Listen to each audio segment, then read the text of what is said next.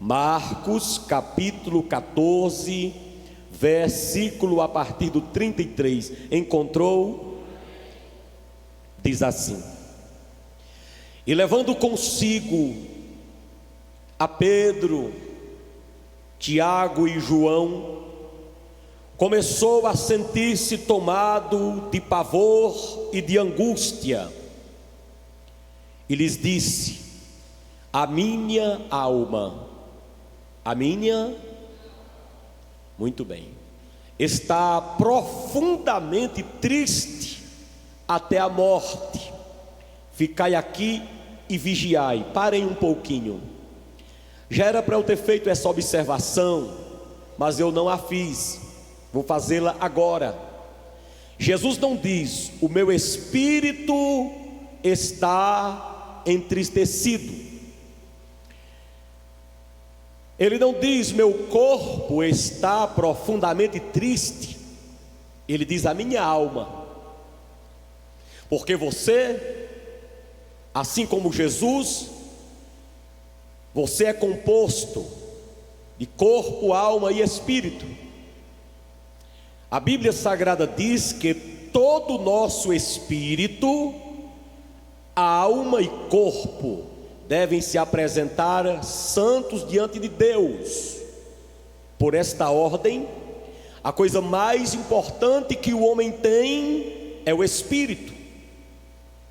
Ele deve zelar antes de tudo pelo seu espírito, porque a ordem é: todo o nosso espírito, alma e corpo devem se apresentar santos diante de Deus. Então a ordem é: zele primeiro do seu espírito. Quem compreendeu até aqui? Aceitando Jesus e vivendo com Jesus. Aí ele diz: todo o vosso espírito, alma e corpo. A segunda coisa mais importante na vida do homem é a sua alma. O espírito é a parte que faz contato com Deus. A alma é aquela parte emocional, é a sede das emoções, boas ou ruins. Quando você se alegra, não é no espírito exatamente, é na alma. Entende? Agora ele diz: todo o vosso espírito, alma e corpo. O corpo ele coloca em último lugar para a gente zelar. Devemos zelar do nosso corpo, só que não zele em primeiro lugar. Não se preocupe antes de tudo com o seu alimento cotidiano para o seu corpo, nem com a sua roupa para o seu corpo. Antes de você se preocupar em zelar do seu corpo, zele da sua alma, das suas emoções, porque se as suas emoções estiverem ruins, seu corpo também estará. Porém, entenda: antes de você zelar das suas emoções, da sua alma, zele do seu espírito. Não altere a ordem de Deus. Nós erramos porque alteramos a ordem de Deus. Deus está mostrando que devemos primeiro zelar do nosso espírito, depois da nossa alma e depois do nosso corpo. Mas nós fazemos diferente. Nós fazemos o contrário. Queremos zelar logo do nosso corpo, aí depois vamos zelar da alma e colocamos o espírito em último lugar. É por isso que nem todos nós temos dons espirituais. É por isso que são poucos os filhos de Deus que ainda falam em línguas e profetizam hoje. É porque o espírito é colocado em último plano. É por isso que a maioria de nós nunca ganhamos uma alma para Jesus e nem temos mais interesses de ler a Bíblia de capa a capa. É porque nós colocamos em primeiro lugar o zelo do nosso corpo, em como nos apresentarmos melhor. E a alma a gente zela em segundo lugar, e o corpo fica em primeiro, o espírito no fim. Que Deus nos ajude a obedecermos a sua ordem, porque quando nós obedecemos a ordem que Deus estabelece, aí nós vivemos bem. Então você que está vindo esta semana, você está zelando do seu espírito, porque você está ouvindo a palavra, e a palavra é espiritual. Você está zelando da sua alma, porque esta semana a palavra que é espiritual está sendo totalmente também emocional. Talvez, para a glória de Deus, o que você tem ouvido aqui sobre a mente de Cristo e aplicado na sua vida, eu vou dizer sem nenhuma intenção de querer me engrandecer, você precisasse, para ouvir do ponto de vista científico apenas, pagar para entrar em um congresso psiquiátrico. Mas a Bíblia Sagrada nos fornece informações que, quando nós mergulhamos nela, é possível que a igreja aprenda sobre tudo, inclusive sobre como viver e ter uma vida emocionalmente saudável para a glória de Deus. Amém. Jesus aqui, ele leva Pedro, Tiago e João ao Getsêmani. 8 discípulos ficaram lá embaixo, e diz que sua alma começou a ficar triste. Versículo 35: e adiantando-se um pouco, prostrou-se em terra e orava com o rosto em terra, e orava para que, se possível, lhe fosse poupada aquela hora. Ele queria que Deus fizesse com que ele não passasse aquela agonia que ele estava vendo, a cruz que estava por vir. Verso 36, ele vai dizer assim: e dizia: Abba, Pai, tudo te é possível, passa de mim este cálice, contudo não seja como eu quero, e sim como tu queres. Na hora que Jesus ora, ele recebe aquela notícia que não era possível. Ele está dizendo que tudo é possível para Deus, mas ao mesmo tempo ele percebe que nem tudo é possível. Deus pode tudo. Repete isso. Muito bem, está maravilhoso. Mas para uma igreja que está cheia da palavra, pode fazer melhor. Repete. Tudo, vírgula. Nunca Deus poderá fazer alguma coisa contrário a Ele mesmo. Nunca Deus poderá mentir. Nunca Deus fará nada contrário a Ele mesmo. Nunca Ele negará a si mesmo. Então, quando Jesus olhou e disse: Senhor, tudo tu podes, Ele lá de cima mandou um anjo dizer a Ele que podia tudo. A única coisa que Ele não podia naquela hora era evitar que seu filho morresse. Então nós sabemos que Deus pode tudo, e sempre nós vamos dizer: Ele pode tudo o que não agredir a Ele, o que não diminuir a Ele. Tudo Deus pode fazer, mas qualquer coisa que fira a sua santidade, fira os seus planos, Ele não fará. E se Deus naquela hora tivesse dito: meu filho, é possível eu livrar você desta angústia, dessa morte, Deus estaria lançando por terra tudo o que Ele disse, porque a Bíblia Sagrada nos diz, logo no 3º capítulo da Bíblia, no verso 15, ele chega para Satanás e diz assim: Satanás, você fez a mulher cair, mas da semente da mulher nascerá um que vai esmagar a tua cabeça. Você vai ferir o calcanhar dele. Já estava profetizado isso desde das primeiras páginas da Bíblia.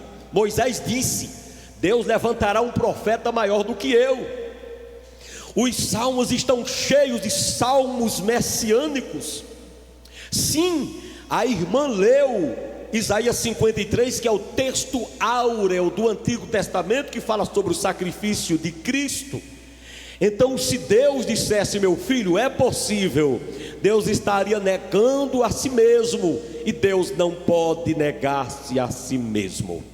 Ele diz, e Ele mesmo diz: eu coloquei minha palavra, e eu velo por minha palavra para cumpri-la. Estava tudo profetizado no Antigo Testamento.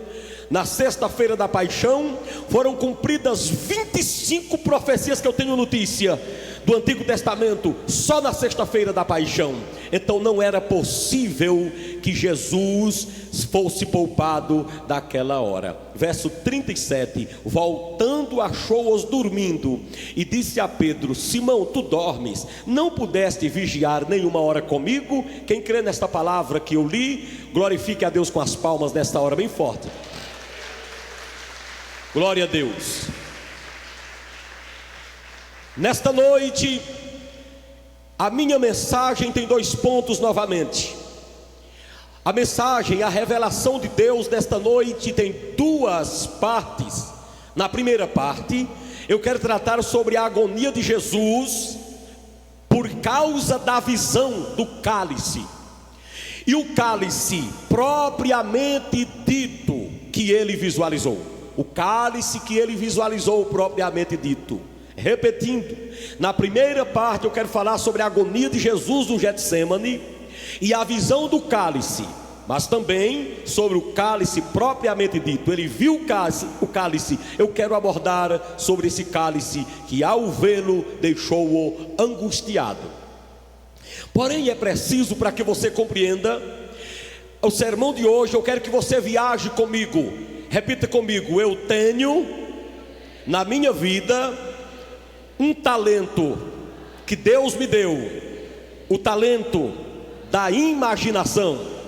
Você sabe o que é imaginação? É a capacidade de criar imagens, imaginar, criar imagens. Então não é errado você imaginar as coisas. Então imagine comigo, viaje comigo há 2000 anos, levante a mão e diga: estou ligado. Então preste atenção, nós estamos agora, queridos, nós estamos numa casa com Jesus, recebendo dele a Santa Ceia. Era uma quinta-feira à noite, como hoje aqui estamos, e o Senhor Jesus, ele entrega o cálice da Santa Ceia aos seus discípulos. Viajou comigo até aquela ceia? Diga amém. Então você está naquela ceia, e nós naquele momento, nós vamos sair daquela ceia, e nós vamos com Jesus sair pela porta da cidade de Jerusalém e vamos andar 1 quilômetro. Imagine comigo, 1 quilômetro. Jesus está alegre. Ele havia sido recebido no domingo de Ramos, lá em Jerusalém, com aplausos. As pessoas gritavam: Hosana, Hosana, aquele que vem em nome do Senhor. Ele estava alegre, ele tinha celebrado uma ceia ali para o povo, ele tinha cantado um hino. A única vez que Jesus canta que eu vejo na Bíblia é quando ele celebra aquela ceia, é naquela quinta-feira à noite. Aí agora ele sai com 11 dos seus discípulos, apesar de Judas ter traído ele já sabia muito bem disso. Judas vai embora para traí-lo e ele sai com 11 discípulos. Quando ele vai ali naquele caminho do Getsêmani, quando ele chega no começo do Getsêmani, quem viaja comigo, diga amém. Ele começa a perceber que alguma coisa ia acontecer lá em cima, que os 11 não podiam presenciar. Então ele escolhe três mais chegados, que vocês já sabem quem são: Pedro, Tiago e João, e diz: os 8 ficam aqui, Pedro me acompanha. E ele pisa ali no Getsêmani, no jardim propriamente dito, com os 3, e a sua alma começa a se entristecer. E ele começa a dizer: eu estou angustiado, Pedro. Eu estou angustiado, Tiago e João. Fiquem aqui que eu vou mais adiante orar. Quando ele começa a orar, ali no momento da oração, começa a ser revelado diante dele o cálice que ele iria enfrentar amanhã, exatamente amanhã na sexta-feira. Ele passa algumas horas, 2 horas aproximadamente ali, orando e com aquela tristeza que gradativamente, progressivamente estava dentro dele. Era uma tristeza progressiva e não regressiva. Não era aquela tristeza que estava lá no cume e ela desce. Não, era uma tristeza ascendente, que à medida que ele vai chegando a hora de descer do Getsêmani, essa tristeza aguda vai ficando mais aguda. E por que ficava aguda? E por que ela aumentava? O cálice, ele tinha uma visão. Repete essa palavra, visão. Mais forte, visão. Tudo que ele passava ali era por causa de uma visão que ele estava tendo. Deus ali, o Pai, abriu o seu entendimento, abriu ali os céus, deixou que a onisciência viesse sobre ele, e ele começou a ver qual seria o seu papel na sexta-feira da paixão. Amanhã pela manhã, ele começou a ver qual seria o seu papel a partir do momento que os guardas tirassem ele dali, culminando na cruz. E o que era que ele estava vendo? Ele estava vendo a traição de Judas, ele estava vendo os chicotes, ele estava vendo 600 homens vindo para ali pegar em cima do monte, ele estava vendo as multidões pedindo: crucifica Jesus, crucifica e solta Barrabás. Ele estava vendo todas as pessoas que ele ajudou lhe rejeitando. Ele estava vendo todos os buracos no seu corpo que seriam feitos. Ele estava vendo a coroa de espinho e muito mais. Vinham outros sofrimentos que não eram aqueles físicos, que eu repito e vou dizer, se fossem apenas a visão dos sofrimentos físicos, já dava para atormentar a vida de qualquer mártir. Os mártires da história, eles morreram, uns de cabeça para baixo, outros de cabeça para cima, uns foram enforcados, outros foram queimados, outros foram jogados nas covas de leões, rasgados, por leões. Mas nenhum foram mártires com a angústia que Jesus estabeleceu. Jesus teve. Por quê? Todos sabiam que iam ser machucados, mas não sabiam exatamente a dor que iria sentir. Eles não sabiam, Deus não tinha mostrado totalmente a eles. No fundo, até quem está numa UTI em estado terminal ainda tem uma esperança. Se ele estiver consciente, ele ainda tem uma esperança de escapar. Deus nunca se apresenta, ou dificilmente se apresenta a alguém e diz: dessa doença aí você não escapa. Todos têm uma certa esperança. Está vivo, tem esperança. Mas Jesus Cristo ali no Getsemane, Deus estava mostrando todos os seus sofrimentos de amanhã e permitindo que aqueles sofrimentos de amanhã viessem hoje, não para o corpo, mas para a sua alma. E ele começou a se abater.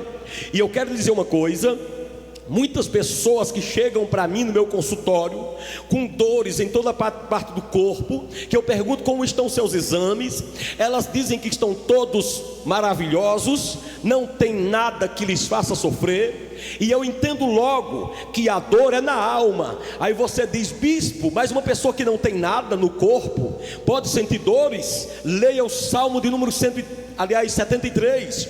Asaf, ele disse: eu estou tão angustiado que eu estou sentindo contrações, estou sentindo dores nos meus rins. O problema na alma, uma dor nas emoções, da dor de cabeça, dor na coluna, dor no estômago. O homem pode ter uma úlcera, chamada úlcera nervosa, daí pode virar um câncer por causa da dor na alma. Uma dor na alma pode prejudicar o homem por completo. Então Jesus estava vendo tudo aquilo que iria passar no outro dia, e aquelas dores começaram a acontecer em Jesus, na sua mente, no seu cérebro, por antecipação. Quem está me ouvindo, diga amém. Escute o que eu estou dizendo. Mas também Jesus teve uma visão. Eu já falei e vou repetir: a visão do fogo do inferno e da fornalha eterna. Não fique pensando que Jesus sofreu, quando foi para o Calvário, apenas as dores dos pregos, dos cravos e dos chicotes. Jesus também levou sobre si as dores do inferno eterno. Ele também levou sobre si as dores do fogo eterno, do lago de fogo. Não foi somente os chicotes. Quem foi que disse que eu estava sentenciado à cruz? Eu não tinha sentença de cruz, eu não tinha sentença de nada. Quem morria na cruz eram os antigos. Então Jesus, quando morreu na cruz, não foi para me livrar da dor da cruz. Quem me entendeu, diga amém. Não foi para me livrar de uma dor da cruz. Eu não estava condenado à cruz, eu estava condenado ao inferno. Quem entendeu, dê glória a Deus. Então ele não sentiu apenas a dor da cruz, ele sentiu a dor do inferno. Ele sentiu a dor previamente no Getsemane, e amanhã na cruz a dor do inferno, a dor dos graus de temperatura que tem no inferno. Foi por isso que ele disse: eu quero que, se for possível, Pai, impeça que eu entre. Porque quando Cristo vai para a cruz, ele não sente só a dor da cruz, a dor dos cravos, ele sente a dor do inferno que eu deveria sofrer, ele sente a dor do lago de fogo que eu deveria sofrer. Aí você diz: bispo Amaro, por que o senhor fala no inferno e no lago de fogo? Eu vou te explicar. É porque quando o homem morre sem Deus, ele vai para o inferno. Quando Jesus voltar para fazer o grande julgamento, Jesus tira do inferno essa pessoa, e essa pessoa vai vir diante dele em um tribunal, e depois daquele tribunal, o nosso Deus pegará essa pessoa que estava no inferno e lança num lugar pior, chamado lago de fogo. Hoje no inferno é um tempo passageiro. Quando Jesus voltar para arrebatar sua igreja, a igreja sobe, depois a igreja desce para reinar na terra, reina por 1000 anos. No fim do milênio, Jesus vai lá no inferno, tira as pessoas de dentro do inferno, encara todas elas e diz: olha, agora eu vou lhe colocar num lugar pior. Lá você vai para o lago de fogo. É você que vai, e vai o diabo, vai o falso profeta, vai todo mundo para lá, e é para sempre o lago de fogo, o sofrimento eterno que eu deveria passar. Jesus passou ali. Então ele estava vendo, estava tendo essa visão. Quando ele se viu, quem está me ouvindo? Quem está me ouvindo? Quando ele se viu na cruz, todo retalhado, em sua visão do Getsemane, na sua mente ele foi transportado. Quando ele se viu nas chamas do inferno, pagando o preço que você merece, quando ele se viu nesse futuro desespero, nesse futuro fogo, aí ele ficou nervoso, suou sangue, ficou apavorado, porque ele se viu se queimando no inferno, crucificado na cruz. Ali ele viu: amanhã eu vou sofrer totalmente no inferno, a cruz vai representar o inferno, meu corpo será retalhado, meu sangue será derramado ao chão totalmente. Então ele, meu irmão, começou a derramar sangue logo ali. O seu sangue foi logo derramado ao chão, a partir do Getsemane. Repita comigo: uma visão de um sofrimento pode trazer sofrimentos terríveis na alma de qualquer pessoa. Você sabe que quando você vai visitar um velório, você já sai sofrendo de casa. É ou não é? Sim ou não? Você sabe que quando alguém diz: um carro machucou uma pessoa, ali está morta na pista, que você vai olhar, você já vai sofrendo. Agora imagina se o Senhor revelasse aquela pessoa que ficou a lama na pista: amanhã tu vais estar assim. Ela morreria logo hoje. Nos Estados Unidos, uma turma de homens condenados à morte. Cada um estava condenado à morte, ao corredor da morte. E um psiquiatra disse: eu vou mostrar que o homem morre sem sentir nenhuma dor. Ele morre só por uma pressão psicológica. Ele se acaba ali sem sentir uma dor. E ele chegou diante daquelas pessoas condenadas à morte, e ele disse: desejo fazer um teste psicológico. O voluntário, se escapar, está livre da condenação e da pena da morte aqui nos Estados Unidos. E um se levantou e disse: eu me proponho. É só um teste, ele só um teste. Você vai atirar em mim? Não, não. Vai atirar um pau em mim? Não, não. Vai me dar veneno? Não. Eu quero só fazer um teste psicológico com você.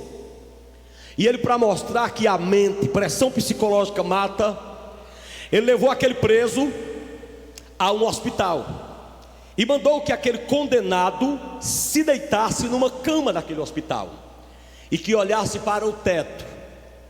E ele olhou para o teto, e aquele psiquiatra deu um furo no homem apenas um furo num dos dedos daquele preso condenado à morte. E ele disse: você não vai olhar, eu vou furar com esse alfinete, e você vai colocar a sua mão para o chão. Se seu sangue for bom, quem me ouve, diga amém. Se o seu sangue for bom, ele coagula. Coagula.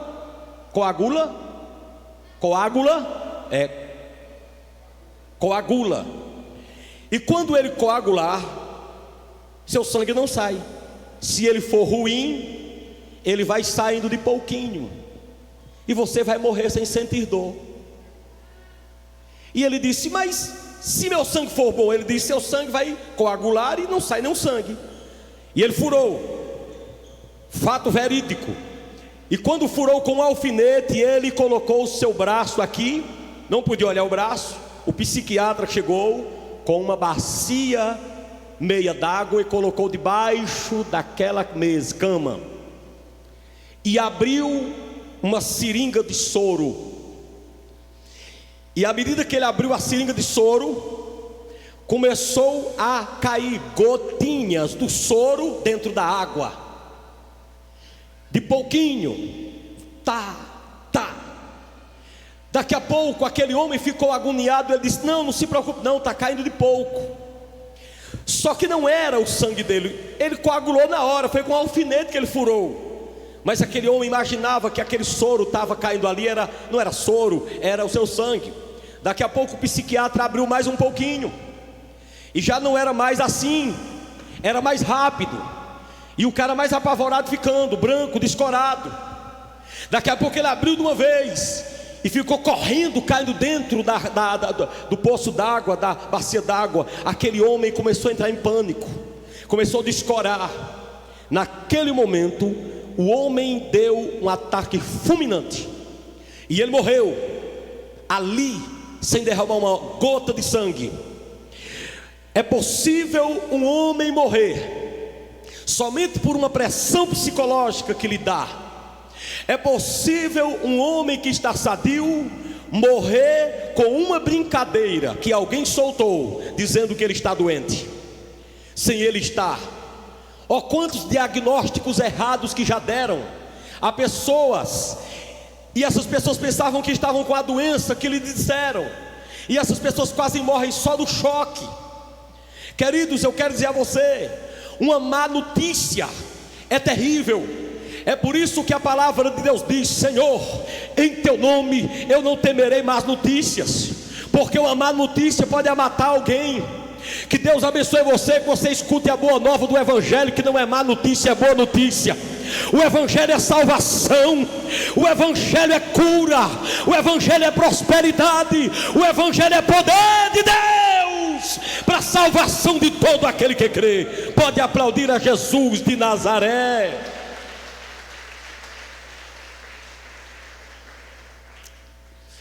Eu quero dizer uma coisa para você: se apenas a visão do cálice era tão assombrosa, quão terrível foi o próprio cálice, muito além do que eu possa descrever.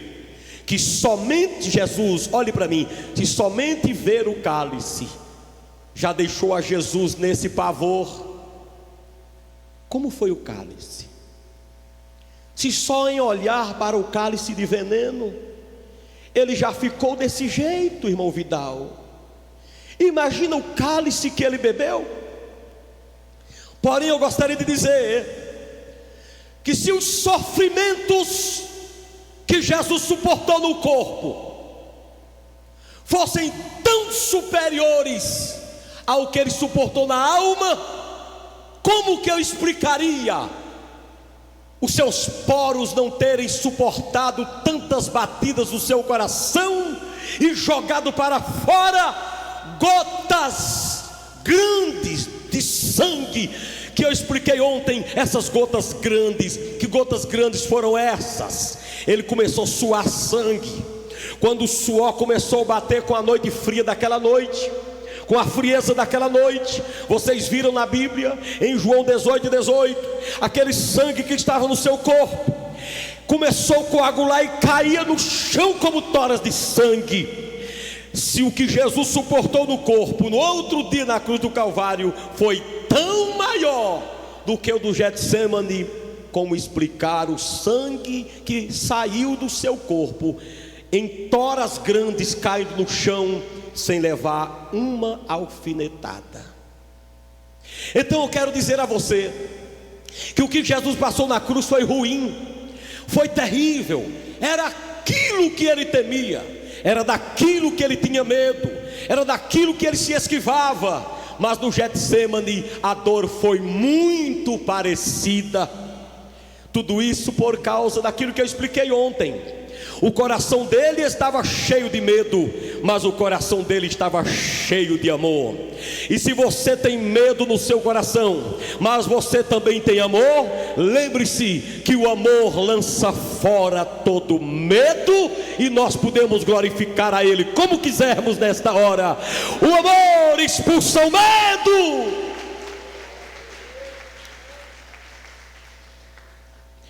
Uma coisa eu quero dizer a vocês interessante aqui, que eu imaginei agora, e ontem eu falei disso em casa com a minha filha. Jesus estava apavorado, o seu interior e a sua mente nesse momento estava cheio de angústia, o seu sangue estava escorrendo ao chão. Agora, por quem? Miseráveis pecadores, pecadores insensíveis, que haviam o abandonados, deixado sozinho nessa hora terrível de angústia. Ele estava sofrendo ali por pessoas miseráveis. Repita comigo: uma dor na alma por quem não merecia. Outra vez: uma dor na alma por miseráveis, pecadores. Mais uma vez: uma dor na alma, uma angústia profunda por pessoas indiferentes. Vamos comigo: uma dor na alma, uma preocupação terrível, uma preocupação enorme. Agora diga: por quem não se preocupou com ele. Quando nós lemos a palavra de Deus no livro de Romanos capítulo 5, lá nós temos a informação que Cristo morreu por nós, que Cristo deu a vida por nós, sendo nós ainda pecadores. Aí ele diz, o apóstolo Paulo diz assim: por uma pessoa boa, quem sabe alguém morresse. Por uma pessoa maravilhosa, Paulo diz, talvez, ele diz talvez, né? Talvez alguém se interessasse em morrer por uma pessoa boa, mas por um ímpio. Jesus sofreu não por gente boa, não tinha ninguém bom seguindo Jesus. A Bíblia diz, a irmã leu, todos nós andávamos desgarrados. Repete essa frase comigo: todos nós andávamos desgarrados. Agora diga: eu andava desgarrado.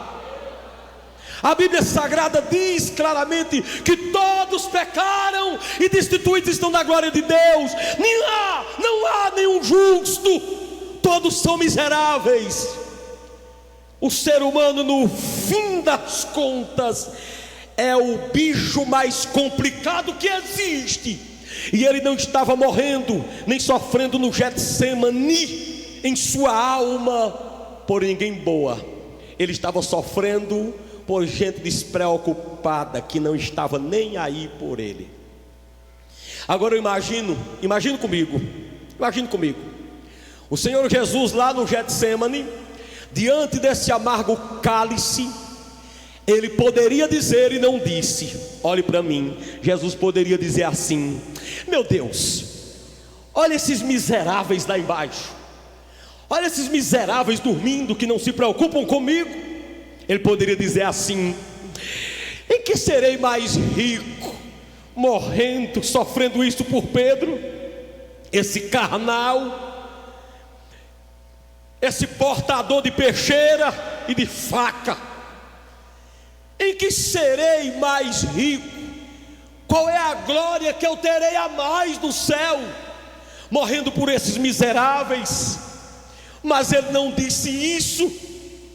Algumas vezes você já imaginou: Senhor, será se vale a pena investir em fulano de tal? Quem nunca pensou nisso? Será se vale a pena investir no meu marido? Será se vale a pena investir no meu filho? Será se vale a pena investir naquele irmão? Tanta decepção com ele. Talvez por uma pessoa boa a gente nunca diga isso. Alguém que nunca causou decepção, alguém que nunca lhe fez sofrer, talvez você nunca diga isso. Talvez você nunca diga isso. Mas para uma pessoa que lhe fez sofrer, para uma pessoa que lhe desprezou, para uma pessoa que acha que você não vale nada, para uma pessoa que desmerece você, para uma pessoa que desrespeita você, para uma pessoa que lhe vê sofrendo e é mesmo que nada, para uma pessoa que atira pedra em você, para uma pessoa que lhe critica, para uma pessoa que não está nem aí por você. Será se você se interessa por essa pessoa? E muitas vezes que você talvez orando não disse assim: Senhor, será se vale a pena essa pessoa tirando pedra em mim o tempo todo? Será se vale a pena eu ainda orar para essa desgraça? Nunca deu vontade de você parar até de orar por alguém que lhe deixou na mão? Já? Pois eu quero dizer para você, Jesus não pensou nisso. Ele só pensou simplesmente em te salvar. Apesar de você, pode glorificá-lo com as suas palmas. Ele só pensava em te salvar. Você precisa aplaudir a Jesus mais forte.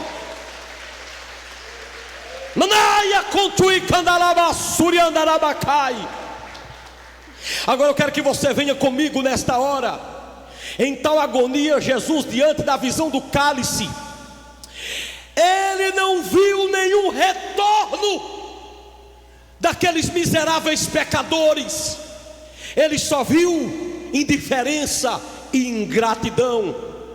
Há pessoas que você já investiu e lhe deixou na mão, e há pessoas que você vai continuar investindo e vão lhe decepcionar lá na frente. Você não está aqui na terra para servir a Deus em busca de retorno, em busca de retorno de amor, em busca de retorno de amizade. Você está aqui procurando um retorno que não se corrompe. Você está aqui buscando algo que o ladrão não carrega e nem a carnalidade do homem deturpa. Você está na igreja por causa de uma riqueza maior, aquela lá de cima, a vida eterna. Lá o ladrão não carrega.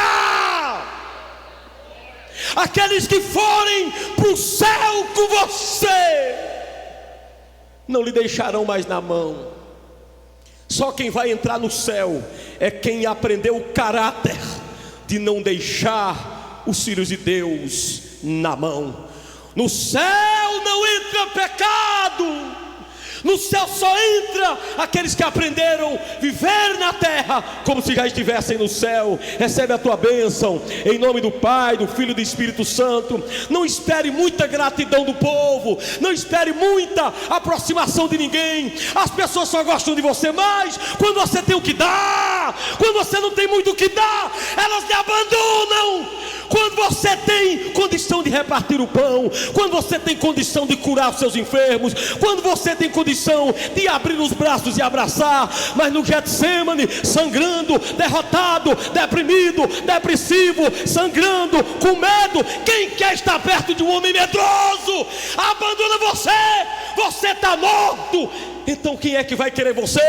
Eu me lembro daquele soldado que Davi encontrou e disse assim: você está aqui por quê? Por que você está aqui? Ele disse: eu fazia parte do exército amalequita, e o meu Senhor viu que eu estava ferido e me deixou aqui há 3 dias. Mas por que ele deixou você há 3 dias aí? É porque eu fui ferido e não posso mais guerrear. Quem é que quer estar ao lado de gente que não pode mais guerrear? Somente aquele que tem o sangue de Jesus correndo nas veias. Nós precisamos aprender isso, igreja. Há muita gente na igreja que se afastou de Jesus. Há muita gente na igreja que está fraca na fé. Quem é que quer dar a paz do Senhor? Esse derrotado. Mas Jesus Cristo disse assim: quando você entrar numa casa, nem que seja incrédulo, saúde com a paz do Senhor. E nós não queremos saudar nem o irmão que está fraco na fé. Oh, como nós precisamos ter uma injeção do Espírito Santo na nossa vida, e investirmos em qualquer pessoa, mesmo que ela tenha nos abandonado. Recebe o poder de Deus na tua vida, meu irmão. Muda a tua vida hoje e aplaude a Jesus agora.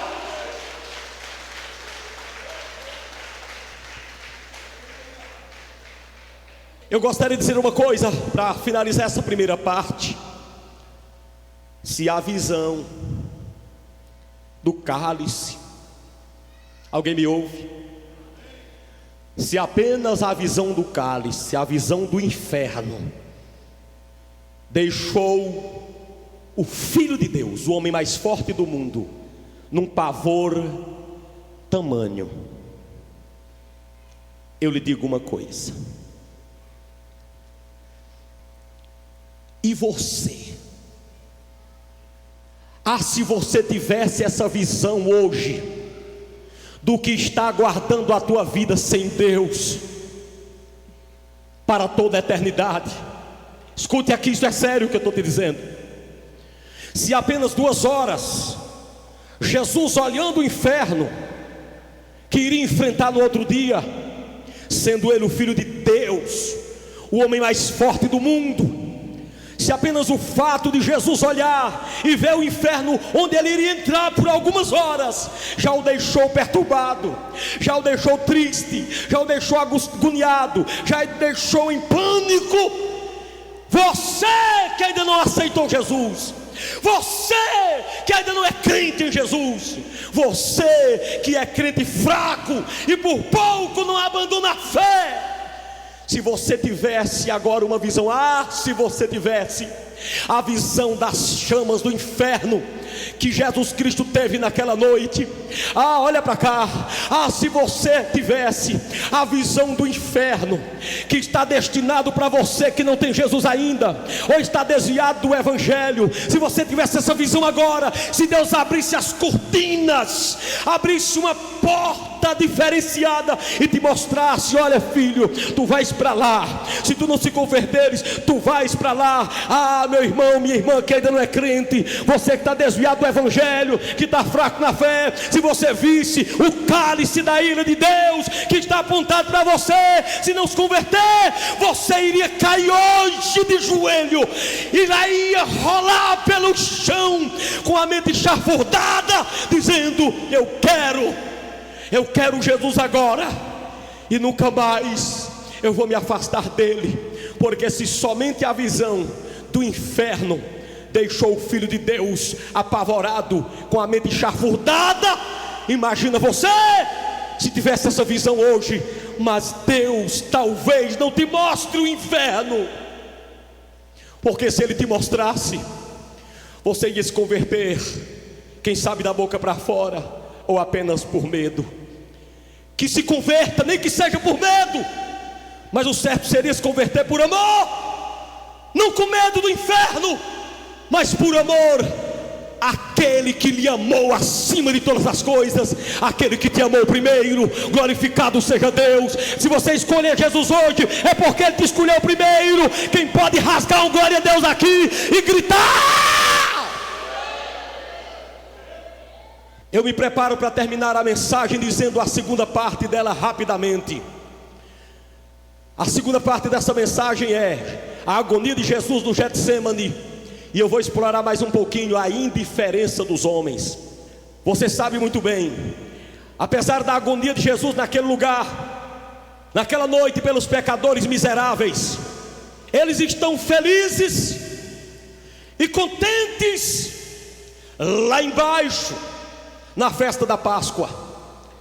Jesus estava só, ele estava sangrando só. Quem estava mais perto dele eram Pedro, Tiago e João dormindo. Eu fico pensando, presbíteros e pastores, se Pedro, Tiago e João, que foram escolhidos a dedo, estavam dormindo, e os 8 lá embaixo? Os 8 lá embaixo estavam fazendo o quê? Estavam delirando. Se aqueles que Jesus escolheu para ir com ele para o monte estavam dormindo, Imagina quem estava lá embaixo na festa da Páscoa. Queridos, apesar dessa agonia naquela hora pelos pobres miseráveis pecadores, todos eles por quem Jesus estava agonizando estavam lá embaixo na festa. E eu fico pensando no que Paulo disse. Se Paulo chegasse ali no Getsêmani e visse Jesus sofrendo e Pedro dormindo, Paulo ia dizer: Pedro, Tiago e João, desperta, ó tu que dormes, levanta-te dentre os mortos e Deus te esclarecerá. Uma pessoa que dorme enquanto Jesus agoniza, essa pessoa está morta, tem que ser despertada. O Espírito Santo desperta pela sua palavra. Quantos dizem amém? Quantos dizem amém? O Espírito Santo está aqui para despertar você. Eu vou me preparar para terminar a mensagem. Gostaria de dizer uma outra coisa dentro dessa parte. Apesar da agonia sangrenta do nosso Senhor naquela hora, seus amigos mais chegados, os que ele tinha escolhido para estar em momentos mais especiais com ele, eles dormem, eles estão despreocupados, eles dormem tranquilamente enquanto ele sofre. Pedro, Tiago e João, nenhuma preocupação com Jesus. Se Jesus não tivesse dito nada, mas Jesus pediu ajuda. Como é que eu nego ajuda a quem me pede ajuda? Ô meu irmão, como é que Jesus anda com esses 3 caras, 3 anos e meio? Pedro, Tiago e João não eram ninguém. Não eram ninguém. E Jesus anda com esses 3 caras, 3 anos e meio, dando de si a eles 3. E quando Jesus chega ali, Jesus diz: Pedro, eu nunca te pedi um favor, eu vou te pedir um favor agora. Se preocupa um pouco comigo. Eu estou ficando angustiado, cara. Me ajuda aí que minha alma está prensada. Irmão, Jesus esperava que Pedro se abraçasse com ele e dissesse: Senhor, eu não te disse lá embaixo que eu morro contigo? Tiago e João dissessem a mesma coisa: eu não te disse que eu morro contigo? Eu morrerei contigo. O que é que o Senhor quer de mim? Mas eles não disseram nada. A Bíblia não refere em uma palavra que eles disseram. Quando Jesus disse isso, eles começaram a abrir a boca, e eles disseram em outras palavras, com atitude eles disseram tudo: Senhor, o Senhor está triste, nós também estamos, e nós queremos é dormir. Vá orar que nós vamos dormir. Como é que nega ajuda a Jesus? Como é que nega um favor a Jesus? E eu fico pensando, meu querido e minha querida, se eu não faço a mesma coisa quando eu deixo de dizimar na igreja, se eu não faço a mesma coisa quando me pede uma oração que eu deixo de fazer, quando me pede uma visita e eu posso ir e não vou, será que eu não estou negando a mesma coisa quando alguém me pede ajuda e eu não faço nada? Será que eu não estou agindo da mesma forma? Será que eu não estou agindo do mesmo jeito? Como é que esses caras negam ajuda a quem lhe ajudou? É incrível a despreocupação de muita gente com você, que você já estendeu a mão. Incrível. Incrível como você já botou muita gente fraca para se tornar forte. Incrível como ela lhe deixou. Incrível que ela passa no beco e não olha para ti. Tem alguém aqui nessa condição? Que alguém passa, você já ajudou, estendeu a mão e passa por você, mesmo que você não existir? Levante a mão. Tem ou não tem? Tem. Pois eu quero dizer a você que Deus é contigo, e essa página vai virar, e o Senhor estará na tua vida. O domingo da ressurreição chegará aí para você, e a vitória chegará sobre sua vida, e aquele que foi humilhado será exaltado pelo poder de Deus. Aleluia, bendito seja o Senhor, o Deus de Israel. Os homens de hoje deveriam pensar que os sofrimentos de Cristo duraram apenas algumas horas, mas o sofrimento eterno de quem não se converter vai durar uma eternidade. E o salmista escreveu no Salmo 9, ele disse: os ímpios serão lançados do inferno, e todas as pessoas que se esquecem de Deus. Meu filho, o sofrimento de Jesus durou algumas horas. Se você não se firmar em Jesus, seu sofrimento será eterno. Você não está disposto aí. O que Jesus deveria fazer, ele já fez. É de graça a salvação para você, mas foi muito cara para ele. Quem reconhece isso, diga 3, glória a Deus. Quem reconhece isso, dê 3, glória a Jesus bem forte. Vai, glorifica Ele agora, em nome de Jesus. Se o Filho de Deus esteve em tal assombro, repete essa palavra, assombro, na expectativa de sofrer algumas horas, quão insensato é o homem que está continuamente exposto aos sofrimentos que serão enfrentados e suportados sem descanso, de dia e de noite. Você não pode ser insensato, irmão. Você não pode ser insensato e sair da presença de Deus. Se o Filho de Deus se agoniou ali, esteve em assombro, quão assombroso deve ser o inferno. Quão assombroso deve ser lá dentro do inferno, onde ninguém conseguirá dizer: eu dormi uma noite sossegado, onde o fogo não se apaga. A Bíblia diz que não se apaga, nem o verme morre. Quão assombroso é lá! É por isso que na palavra de Deus está escrito: oh, eu te socorri, eu o Senhor, no dia da tua aflição, e te socorri no tempo da tua tribulação. Eis agora o momento sobremodo oportuno, eis agora o dia da salvação.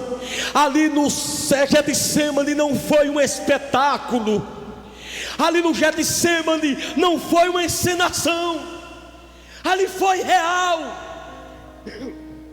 Eu quero perguntar a você, se você está disposto a andar indiferente. Ei, olha para cá.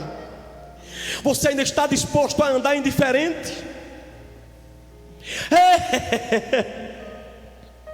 Você ainda está disposto a viver dentro de uma igreja, procurando pessoas que estejam acordadas para você seguir seus objetivos? Na igreja tem gente dormindo, e você vai parar por causa desse Getsemane que você está enfrentando. Jesus disse: se você seguir a mim, você poderá sofrer, fazer as coisas que eu fiz. Você crê nisso? Você crê que você pode fazer as coisas que Jesus fez? Ele disse que você pode, você crê? Ei, na hora da luta, no teu Getsemane, dentro da igreja, em que você estiver passando a luta e ninguém vê, não deixa teus objetivos, não larga a igreja, permaneça no Getsemane. Vai ter gente que você fez tudo por ela, e elas estão perto de você, e elas não veem seu sofrimento. Aí você vai fazer o quê? Vai sair do Getsemane.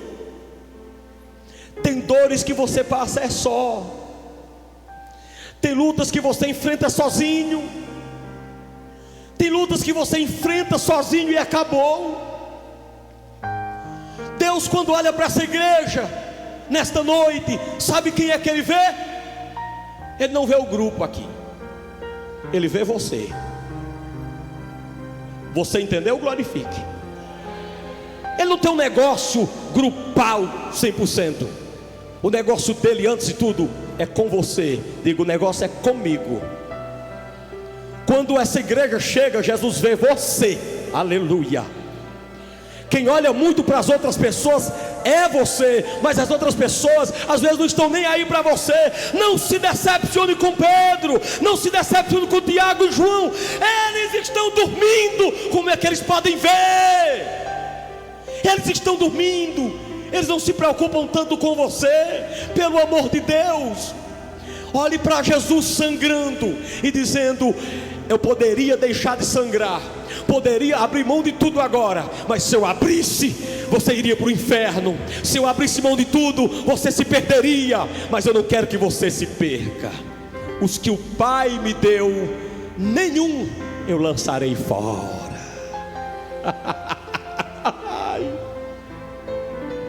Eu queria que você nesta noite mudasse de vida, meu filho. Eu queria que você nesta noite se apegasse a Jesus. Esquece o ser humano de certa forma. Deixa de seguir Jesus baseando em ser humano.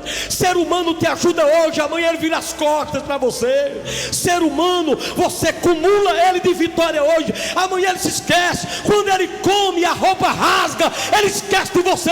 Se você não der outra, ele esquece. Da lábias da flachada.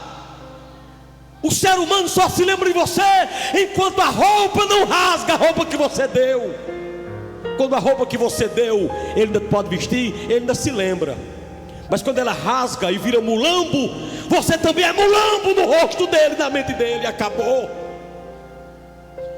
Quando a feira que você deu, ele come e vira excremento, vira estrume da terra. E ele olha no celeiro e não tem mais. Ele espera você levar de novo. Se você não levar, você não presta para nada. É ou não é? É ou não é? Aí você vai basear sua vida no ser humano. Aí você vai basear sua vida no ser humano. Por isso que a palavra de Deus diz: olhai para Jesus, o autor e o consumador da sua fé. É por isso que eu tenho 30 anos sem sair da igreja, sem faltar culto em igreja, porque eu nunca me baseei a minha fé em ser humano nenhum. E dentro de igreja eu já fui acusado de herege, já fui acusado de ladrão, já fui acusado de salafrário, já fui acusado de charlatão. Mas aí é que eu tenho vontade de adorar a Jesus, porque Jesus nunca me chamou de charlatão, aleluia. Jesus nunca disse que eu sou um salafrário, aleluia. Jesus nunca disse que eu sou um ladrão, aleluia. Jesus nunca disse que eu sou um herege. Quem diz isso comigo são os homens. Mas eu não estou seguindo a homem, eu estou seguindo ao autor e o consumador da minha fé. Fica na igreja, meu filho, fica na arca, do lado de fora se afoga. O negócio é dentro da arca. Quem entendeu a palavra de Deus, deixa a Bíblia aí, salta dessa cadeira e dá um glória a Deus e aplaude a Jesus agora, em nome de Jesus de Nazaré.